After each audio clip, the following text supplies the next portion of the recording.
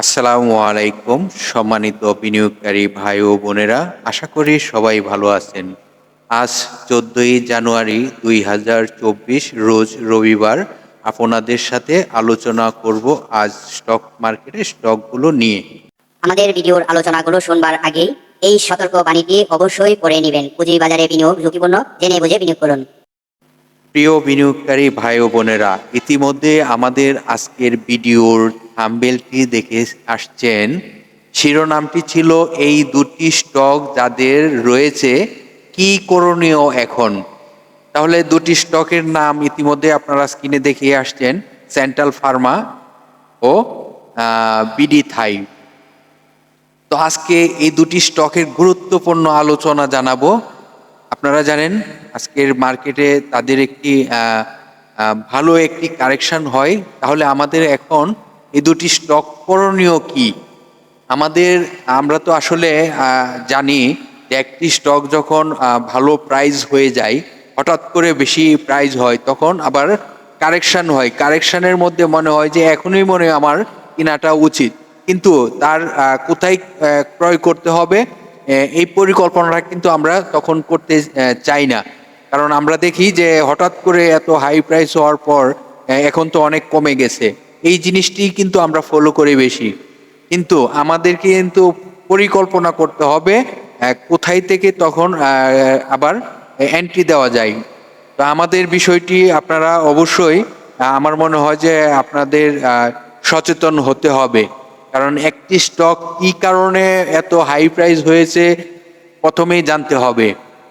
তারপর এই স্টকটিতে কি আমার এন্ট্রি দেওয়াটি ঠিক হবে কিনা সে আলোচনাগুলো আজকে করব। তো আপনাদের সাথে আগেই আলোচনা করেছি, আজকে দুটি স্টক নিয়ে আলোচনা করব এবং আলোচনাটি খুবই গুরুত্বপূর্ণ আলোচনা হবে। না টেনে পুরো ভিডিওটি দেখার চেষ্টা করবেন।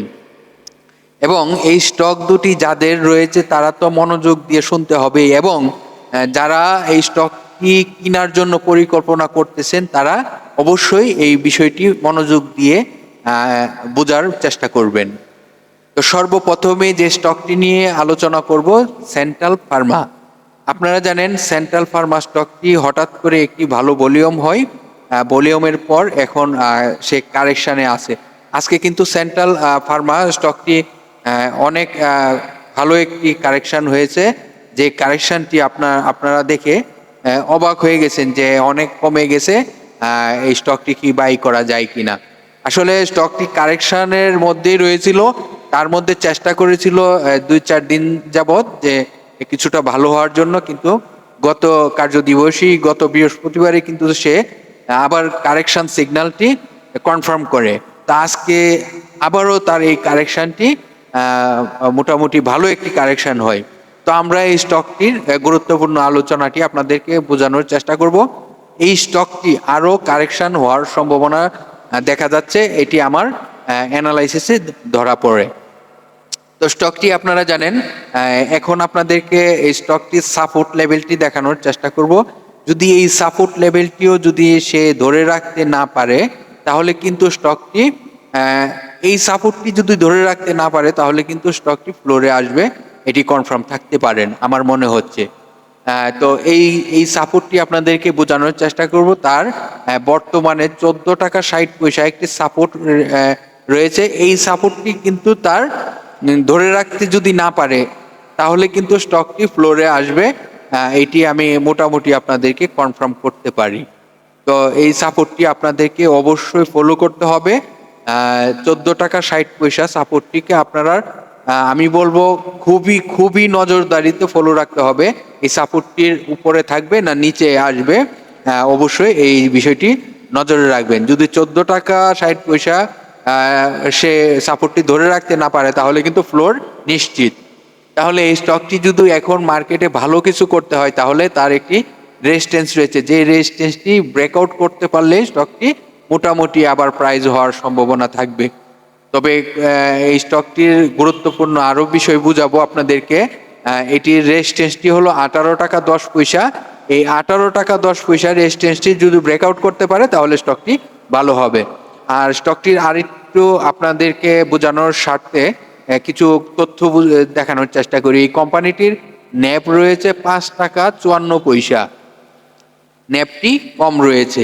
এই কোম্পানিটি ফার্স্ট কোয়ার্টারে তাদের আয় রয়েছে কত? ফার্স্ট কোয়ার্টারে তাদের আয় না, তাদের ফার্স্ট কোয়ার্টারে লস করেছে। তাহলে কত লস করেছে? 5 পয়সা। ফার্স্ট কোয়ার্টারে প্রথম যে কোয়ার্টারটি, আপনারা জানেন এই কোম্পানিটি জুন ক্লোজিং একটি স্টক। এই জুন ক্লোজিং স্টকটির প্রথম 3 মাসের যে একটি কোয়ার্টার, সেই কোয়ার্টারে 5 পয়সা লস করেছে।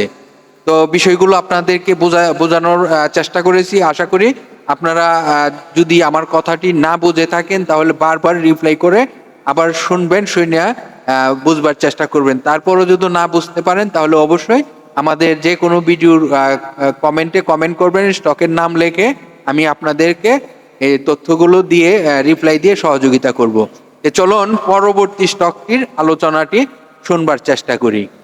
তো এখন চলুন আপনাদেরকে বোঝানোর চেষ্টা করি বিডি থাই।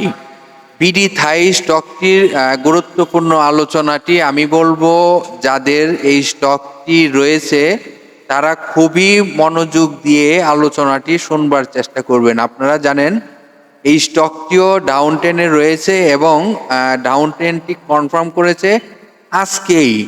তো আপনাদেরকে বলবো এই স্টকটির এই গুরুত্বপূর্ণ আলোচনাটি না টেনে পুরোটি শুনবার চেষ্টা করবেন। যাদের হাতে রয়েছে স্টকটি তারাও এই আলোচনাটি শুনবার চেষ্টা করবেন। যাদের হাতে নাই, পরিকল্পনা করতেছেন যে স্টকটি কারেকশন হয়ে গেছে, যে আমি বাই করার একটি পরিস্থিতি নিয়ে রয়েছে, তো আপনাদেরকে যে সাজেশনগুলো আমি দেওয়ার চেষ্টা করব সেটি আপনারা অবশ্যই মনোযোগ দিয়ে বুঝবার চেষ্টা করবেন। তো এই কোম্পানিটি আপনারা জানেন বেশ কয়েকদিন যাবৎ কিছুটা কারেকশনে আসছে। এই কারেকশন থেকে সে কিন্তু সফট কারেকশনে ছিল, আজকে তার কারেকশনটি কনফার্ম করেছে যে আরও কারেকশন হওয়ার সম্ভাবনা রয়েছে। তাহলে স্টকটি এখন আমাদেরকে যদি এন্ট্রি দিতে হয় তাহলে কোন প্রাইসটিতে এন্ট্রি দেওয়া সঠিক হবে? তো আপনাদেরকে আমি স্ক্রিনে দেখাইতেই পারতেছি যে 25 টাকাতে তার একটি সাপোর্ট রয়েছে, যে সাপোর্টটি তার যদি এই সাপোর্টটির কাছাকাছি থেকে আবার আপ ট্রেনে যায় তাহলে স্টকটি ভালো করার সম্ভাবনা থাকবে। তবে এই সাপোর্টটি 25 টাকা সাপোর্টটি যদি সে ধরে রাখতে না পারে তাহলে কিন্তু স্টকটি পরবর্তী আরেকটি সাপোর্টে আসার সম্ভাবনা থাকবে। তাহলে পরবর্তী সাপোর্টটি যদি জানতে হয় তাহলে অবশ্যই কমেন্ট করবেন, যে কোনো ভিডিওর কমেন্টে কমেন্ট করবেন, আমি রিপ্লাই দিয়ে আপনাদেরকে সহযোগিতা করার চেষ্টা করব। তাহলে প্রথমেই আমাদেরকে ফলো করতে হবে 25 টাকা সাপোর্টটি। 25 টাকা সাপোর্টটি যদি সে ধরে রাখতে না পারে তাহলে কোথায় আবার নতুন সাপোর্ট হবে সেটি আপনারা অবশ্যই জেনে নেবেন। এখন এই স্টকটি বর্তমানে যে অবস্থায় রয়েছে আমি যা দেখতে পারতেছি কারেকশন কনফার্ম করেছে এবং কারেকশনে আরও যাওয়ার সম্ভাবনা রয়েছে। তবে যেখানেই যাক তার একটি রেজিস্ট্যান্স রয়েছে, যে রেজিস্ট্যান্সটি আপনাদেরকে এখনই জানানোর চেষ্টা করব। এই রেজিস্ট্যান্সটি ব্রেকআউট করতে পারলে আবার স্টকটি কিছুটা প্রাইস হওয়ার সম্ভাবনা থাকবে। তাহলে এই স্টকটির তার রেজিস্ট্যান্স রয়েছে 27 টাকা 80 পয়সা। 27 টাকা 80 পয়সা রেজিস্ট্যান্সটি যদি সে ব্রেকআউট করতে পারে তাহলে স্টকটি আবার কিছুটা মুভমেন্টে যাওয়ার পরিস্থিতি হবে। তাহলে আমাদেরকে কিন্তু এই সাপোর্টটি ফলো করতে হবে, মাস্ট বি। আপনাদের সকলকেই বলবো সাপোর্টটি অবশ্যই নজরে রাখবেন এবং সাপোর্টটিকে আপনারা খুবই নজরদারিতে রাখতে হবে এবং ভালো করতে হলে রেজিস্ট্যান্সটিকে অবশ্যই ফলো করতে হবে। তাহলে আরও কিছু গুরুত্বপূর্ণ আলোচনা জানাবো এই স্টকটির। আপনারা জানেন এই কোম্পানিটির ন্যাব রয়েছে 27 টাকা 66 পয়সা। ন্যাবটি খুবই ভালো রয়েছে। এই কোম্পানিটি তাদের ফার্স্ট কোয়ার্টারে আয় রয়েছে, আপনারা সকলেই জানেন। এই কোম্পানিটি জুন ক্লোজিং একটি স্টক। এই কোম্পানিটির তার যে প্রথম 3 মাসে যে তাদের আয় ব্যয় হয়ে থাকে সেই হিসাবে তাদের প্রথম 3 মাসের যে একটি কোয়ার্টার, এই কোয়ার্টারে 19 পয়সা লস করেছে। তো এই কোম্পানিটি প্রথম 3 মাসেই কিন্তু লস করেছে, এটি কিন্তু আপনাদের মনে রাখতে হবে। তো আপনাদেরকে যে আলোচনাগুলো বোঝানোর চেষ্টা করলাম অবশ্যই মনোযোগ দিয়ে বোঝার চেষ্টা করবেন। আমি শুধু আপনাদেরকে সহযোগিতা করার জন্য কিন্তু মার্কেটের আপডেটের আজকের আলোচনাটি প্রকাশ করে আপনাদেরকে বোঝানোর চেষ্টা করলাম। অবশ্যই ভিডিওটি যদি না বুঝতে পারেন তাহলে বারবার টেনে ভিডিওটি আবার শুনবেন কি আলোচনা করেছি। যদি আপনারা না বুঝতে পারেন অবশ্যই কমেন্টে কমেন্ট করবেন, আর আমি আরো সহজভাবে আপনাদেরকে বোঝানোর চেষ্টা করব। তো ধন্যবাদ সকল বিনিয়োগকারী ভাই বোনেদেরকে। ভিডিওটি যদি আপনার কাছে ভালো লেগে থাকে অবশ্যই শেয়ার করে অন্য অন্য বিনিয়োগকারীদের শুনবার সুযোগ করে দিবেন। আমি জানি আপনারা বিভিন্ন সোশ্যাল মিডিয়া গ্রুপে যুক্ত রয়েছেন, আপনার একটি শেয়ারের মাধ্যমে হাজারো বিনিয়োগকারী শোনার সুযোগ হবে, তাহলে আপনার একটি ছোট সাপোর্ট অবশ্যই সকলকে করবেন। তো আল্লাহ হাফেজ, ভালো থাকেন। আমরা আবারও প্রতিদিনের মতন আবার ভিডিও নিয়ে আসছি আগামী কাল বিকাল 3টায়। যদি মার্কেটের কোনো নতুন পরিস্থিতি হয় তাহলে সন্ধ্যা 6টা 30 মিনিটে আবারও ভিডিও থাকবে। তো ভালো থাকেন, আল্লাহ হাফেজ।